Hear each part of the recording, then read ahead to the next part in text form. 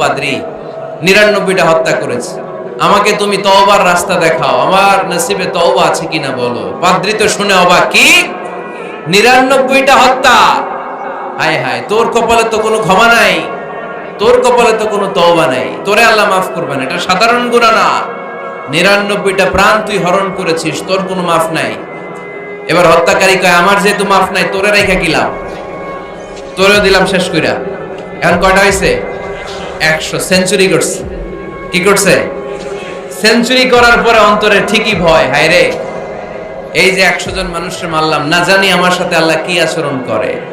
খুঁজতে আরম্ভ করলো এই এলাকায় কোনো আলেম আছে কিনা। এক আলেম খুঁজে পেল, আলেমের কাছে যেয়ে বলে, আলেম তুমি আমাকে বলো আমার কপালে তওবা আছে কিনা, আল্লাহ আমারে মাফ করবে কিনা।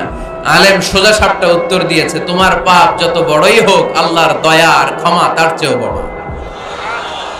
মানুষের ভয় দেখাবেন না মিয়া। মানুষের হৃদয় জয় করার 4টা বাণী বিশ্বনবী আমাদের শিখিয়ে গিয়েছেন। বাশশিরু ওয়ালা তুনাফিরু, ইয়াসসিরু ওয়ালা তুআসসিরু। সুসংবাদ দাও, মানুষকে ভয় দেখিও না, দিন থেকে ভাগিও না, ইসলামকে সহজ করে প্রেজেন্ট করো। তোমার প্রেজেন্টেশন স্টাইলটা যেন সহজ হয়, তোমার প্রেজেন্টেশনের কাঠিন্যতা দেখে মানুষ যেন ইসলাম থেকে দূরে ভেগে না যায়, ঠিক কি না? আজকে আমরা কঠিন করে উপস্থাপন করি। মুসলমান কালিমা পড়ে মুসলমান হইছে, ও এসে দেখে সর্বনাশ, হিন্দু আছিলাম ভালো আছিলাম। এদের আলেমদের মধ্যে কিলাকিলি আছে না নাই?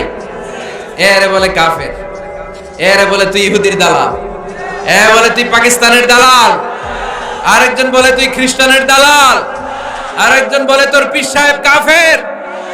এই পীর সাহেব মারা গেলে যেখানে কবর দেয়া হবে, ওই কবরের উপরে মাটিতে যে ঘাস উঠবে, ওই ঘাস যে গরু খাবে, ওই গরুর যে দুধ খাবে, ওইটাও কাফের। এরকম ফতোয়া আছে না নাই? আহা, কিন্তু বিষ্ণু ইসলাম শিখালেন, খবরদার, ইয়াসসিরু ওয়ালা তুআসসিরু, সহজ করো, কঠিন করো না। বাশশিরু ওয়ালা তুনাফিরু, সুসংবাদ দাও, মানুষকে দিন থেকে